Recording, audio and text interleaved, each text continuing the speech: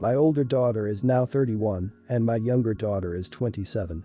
4 years ago, my older daughter's fiance left her for my younger daughter a month before their wedding. Yes, it is as terrible as it sounds. Made even worse by the fact that my younger daughter was 2 months along in her pregnancy. I was extremely disappointed in my younger daughter. They both claimed they were in love and are still married till now. It literally destroyed our family. My older daughter has banned her sister from coming around her, which everyone has been accommodating all these years. It makes holidays very stressful, but it is what it is. I've tried my best to have a good relationship with my grandchild while navigating the family issues. My older daughter has made very cruel comments about my grandchild which I've ignored. That's a mistake on my part for not shutting it down. In February, my older daughter dropped by our house unexpectedly and encountered my younger daughter, son-in-law and grandchild. It was very tense, and my younger daughter broke down in tears and tried apologizing again and revealed to us that my grandchild was likely on the autism spectrum. And my oldest daughter immediately replied by saying that it's sad that the karma of cheating parents is inflicted on the children. And that maybe this will be a lesson for my younger daughter. My son-in-law and my oldest daughter got into a huge fight and everyone left in tears. I've always been sympathetic to my older daughter and have usually taken her side. But I think what she said is extremely out of line and mean. I told her that what she said was unacceptable and that she needs to apologize or I will not be having her over anymore. She then told me that my parenting is atrocious and it's no wonder my younger daughter turned out to be a bad word. I've clearly messed up somewhere to have raised 2 daughters who have made such cruel judgments. But am I wrong for taking a stand on this issue? Both my daughters were lovely people with a lot of success. But our whole family is so angry and sad now. My oldest daughter is the complete opposite of who she used to be. But she refuses to go to therapy even when I offer to pay for it and come with her if she wants. I'm just heartbroken. Everyone's the idiot here. The only ones at fault are your younger daughter and her hubby. Your sister cheating with your fiance for what's probably been at least half a year or a year, that would put a lot of people off of relationships for good. However, you should have established rules to prevent them from being in the same space, so you're kind of a jerk for not doing that, too. You could have just left with your oldest daughter to dinner or lunch, or whatever, instead of just hoping they would get along. Instead, you're picking sides and pretending like everyone is on equal ground here. You're the idiot. Interesting that you didn't ban your youngest daughter and sister-in-law from your house for cheating on your oldest daughter, but you banned your oldest daughter from your house for mean words. Quite a convenient stance you're taking, solves your little dilemma neatly. Now you can blame your oldest daughter for the rift and for not being over the affair and continue your chummy relationship with your youngest daughter and her family. Really convenient for you. You're the idiot. I would have said a lot worse. Your eldest needs to get therapy and completely cut out younger sister. It sounds like she's already done that, she shouldn't get over it, but she needs to not let their toxic backs affect her life anymore. It's hard but she needs to stop giving a crap, say screw them and become even more successful in her life. Side note, I can't believe you still talk to the son-in-law, like I get to talk to your youngest daughter, but screw her husband. I'm 15 about to turn 16, as an early birthday gift my mom paid for me to go on a trip with some cousins. My aunts, 22 and 25, came on our trip to chaperone and hang with us as we're a close family. There were 8 people total in our group. We booked 2 rooms and split the price evenly between all 8 people. So we check into the rooms and my other 4 cousins staying in their separate rooms have 2 double beds. When I, my cousin, and our 2 aunts checked into our rooms, there was only 1 king bed and a pull-out couch. My cousin and I thought the front desk messed up and suggested we go ask for 2 doubles. My aunt said they booked the room like that on purpose because they didn't want to sleep close to each other and that my cousin and I can have the pull-out couch. We were pretty upset but didn't want to cause a rift and pulled out the couch, we laid on it and the mattress was like a semi-thick blanket put over springs, it was so uncomfortable. I couldn't imagine sleeping on it, let alone for a week, 8 hours a night. It would have messed up my back for sure. My cousin also has a spine problem and can't sleep on hard surfaces like that. We told them we wanted to change to a 2-double room and they told us to shut up and they're chaperoning the trip and they're older so they're in charge and we have to listen to what they say. I immediately got pissed off and told them we all split the price evenly so we need to split the room evenly. My mom paid for my hotel room so I can have a bed to sleep on, not for you two to get a king, so either changes the room or I'm calling her. They told me to call her and I did. My mom first tried to be an adult about it and told them nicely to change the room. They refused. My mom ended up booking another room for my cousin and I separately and told my aunt she's not paying for the king bedroom. After that, my aunt started excluding us during the trip, not including us in convos sometimes, and saying they couldn't do particular activities we planned to do as they had no money left cause they had to pay the full price for the room. Boo freaking who, you both have full-time jobs and their parents are taking care of rent and tuition. Our trip was pretty much ruined. My other cousins, who are much more obedient than me, and my roommate cousin, told us we should have just swallowed it up for the sake of the trip. I don't think we should have, because my aunts think they're entitled and can do whatever they want, and my mom paid for me to go on this trip evenly. Had my aunts paid for the hotel we might have not said anything, but we were more inclined because we paid and the bed was freaking uncomfortable and my cousin has a bad spine. I don't know, I think my aunts can swallow it, but should we just have let it go? The four of us are still mad at one another and I don't plan to be the first one to make up. Not the idiot. Let's rephrase this, are they the idiots for refusing to sleep in a queen bed and ruining a family trip? Because that's what happened here. The original sane plan was 2 queen beds. They changed that to a king so they could each have 2.5 feet more space. Even though it meant putting their nieces into a pull-out bed, which are notoriously uncomfortable. Even though you all paid the same price for the room. Even after they saw the thin mattress and your cousin reminded them about her spine issues. You're right, they are selfish, greedy, and they can swallow it. Not the idiot. Stay strong and don't let them push you into apologizing. This hill is worth dying on. It's about the most basic respect and not trying to scam you and ruin your vacation. Screw them. Don't talk to them, let them be mad as long as they want. You just be happy, enjoy your life, ignore them, and if they decide one day to apologize, you can mend things. For now, they are toxic and they can stay away. Not the idiot. I also have a bad back and after sleeping on one of those pull-out couches for 3 nights I threw my back out, had to take a full month off work and ended up losing that job as a result. Even if you don't have a bad back, sleeping on that crap will make your back sore and mess up your trip anyway. You were in the right here. Your aunts sound like selfish, inconsiderate people. Especially if they knew about your cousin's back issues and still chose to sacrifice his health in order to slightly increase their own comfort. My husband asked me to stop cooking dinner to change a diaper while he sat on the couch. Tonight I was cooking dinner for myself, my husband, our daughter, and my dad who lives with us. I popped in earbuds to listen to a podcast while I cooked.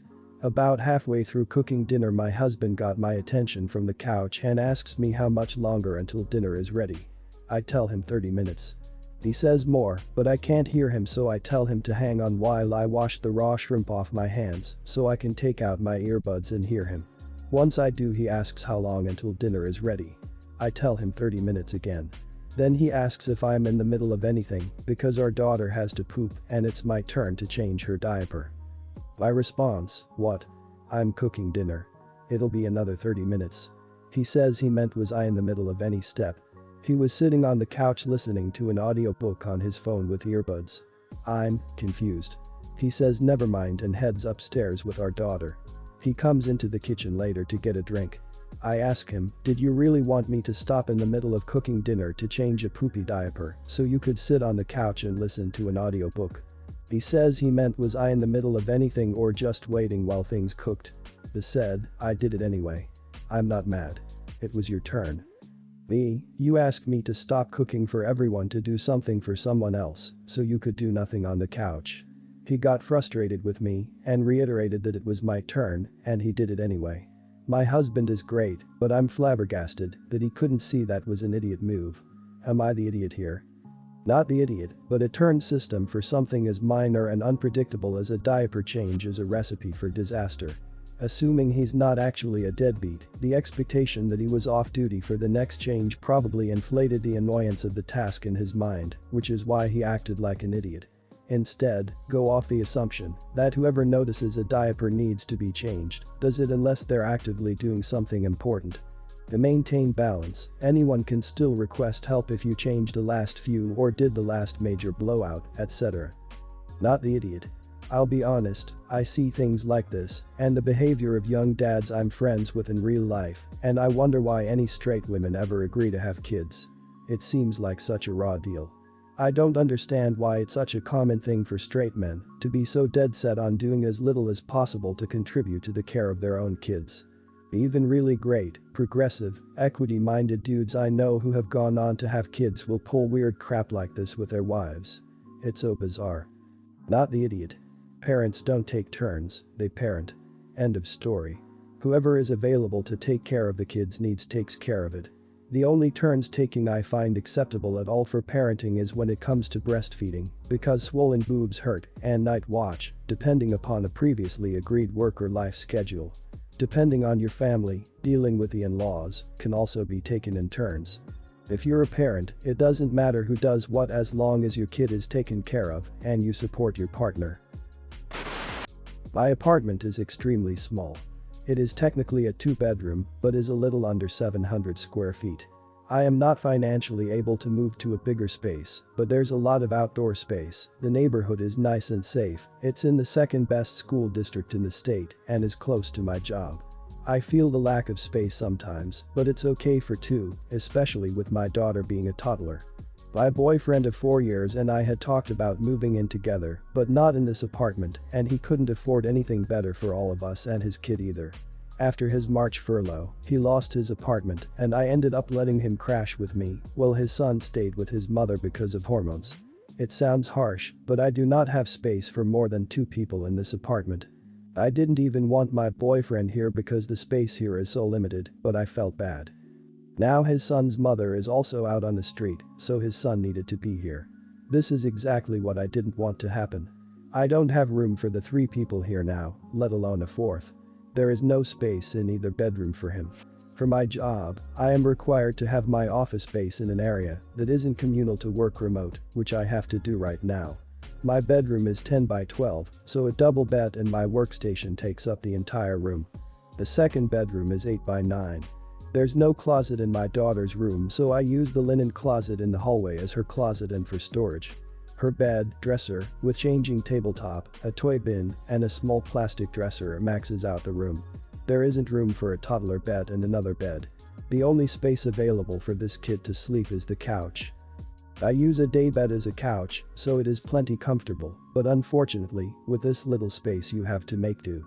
I can't stand having this many people in my house. My boyfriend is now complaining that I treat his son like one big problem and that I don't want him here, I don't want either of them here. The house is so tense all the time. Our parents are starting to hear about this because he's making it about me hating his son. That's not true, there's just not space for this many people. All the helpful advice they're giving doesn't work. I cannot put my work stuff out of my bedroom because I would get fired. I cannot have my daughter not have a room. She is over 2 years old, so her not having a room would give her father's family the argument they've been scouring for years to try to get custody. We finally tried putting an air mattress that doesn't fit in my room, which knocked over a monitor from the office that almost broke. We fought for hours. I demanded he returns it because he shouldn't be buying things when he has no money and is only not homeless because I felt bad for him. I have perfectly good furniture and my house is too small for unnecessary crap. He drove away but came back that night, sans mattress, and we haven't spoken since. Am I the idiot? Not the idiot at all. And if boyfriend is so convinced you hate his son, he should take his son and leave. He and his son are both big problems. Him trying to insist that the lack of space means you feel a certain way is a problem. He is essentially homeless. His kid's mother is homeless. You are trying to help and being completely taken for granted. Do not potentially lose custody of your own child to make boyfriend feel better about how you feel about his kid. Do not potentially lose your job to make boyfriend feel better. Not the idiot. I can't imagine having to work a full day and take care of a toddler, plus have an unemployed boyfriend and his child in my home. That the home is so small makes it even worse. By the way, your daughter's room is technically not a bedroom if it doesn't have a closet. Your boyfriend and his child are not your problem.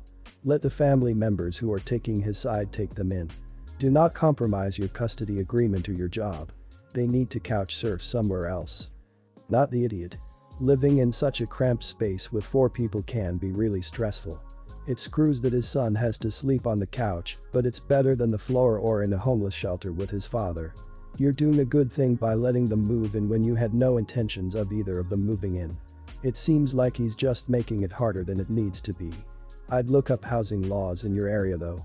It sounds like the space is way too small for all of you, and that may be something your ex could try to use to take custody.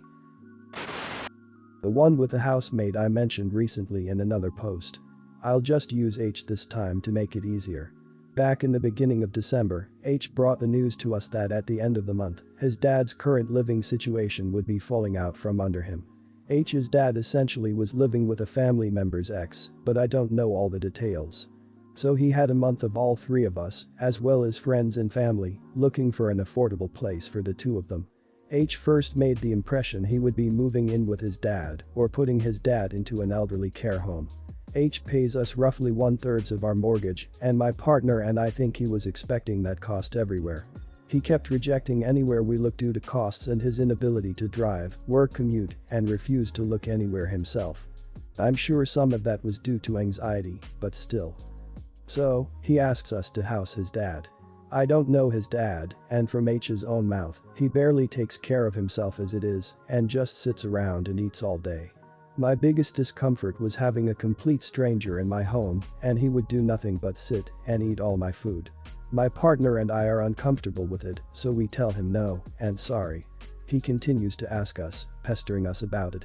Can he sleep in the den out on the couch? No, I'm not comfortable with it. Can he sleep in my room then and I will take the couch? Again, no. He has asked a number of times now, even asking my partner to see if my partner's recently widowed mom would be willing to house him. No, she would not, and for the reasons, I assume you can guess. I hate having to tell him no each time because I do feel horrible for the situation he's in, but I am not going to cave on this. I would wind up being the one to care for his dad because of how H is and because his dad has a fair share of medical issues. I ask H a couple weeks into this search on a day he normally works if he is getting a ride, since he was still in his room, and he tells me he's cut down his hours at his job and didn't work that day. About 32 to about 20, judging on the days he cut and what he worked on previously. I didn't really pry, but H said it was because he wanted to spend more time with his girlfriend. It's his business, but I did find it a bit weird of him to cut down hours while trying to make a big financial decision. He's waited until the last possible second, and as you can see it's past December. His dad is still where he has been, but still for a finite time, and they have no solution. H continues to remind us that his dad is going to die if he can't find anything, and we did our best to find places all around, and H is talking about begging our neighbors to take in his dad. I feel uncomfortable with this, but I can't really pin down why. I feel like such a jerk for not housing this man, but I am not comfortable with this at all. Am I the idiot? Not the idiot. No, no, no, and 1,000 times no. You do not have to take in his dad. By the sound of it, neither H nor the dad is doing anything to handle the living situation. At this point, I might even think of asking H to move out. Seeing how he's really trying to push his boundaries by asking if your partner's mom can take his dad in. That's just baffling. On top of that, did he actually cut his hours to be with his girlfriend? That's stupid. I think they are counting on you to back down and take the dad in. Not the idiot. It's normal to feel that way when someone is begging you and is now begging the people around you. However, I would bet that the father and H kinda put themselves in these positions. He did not take the initiative to deal with the problem, and he probably assumed that if he did not deal with the problem then he could pigeonhole you into taking in his dad. I also think that begging neighbors into taking his father in is a way to make you so uncomfortable you'll cave.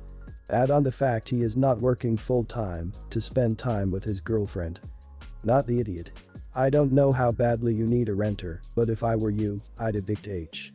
Your situation is getting messier by the day, and I'm concerned H is going to manipulate you into taking his dad in. You didn't mention the situation with H's girlfriend. Maybe there's a possibility of her taking in both H and his father. He cut his work hours to spend more time with her anyway, right? Whatever you decide, you aren't responsible for taking care of grown men. Good luck and be well.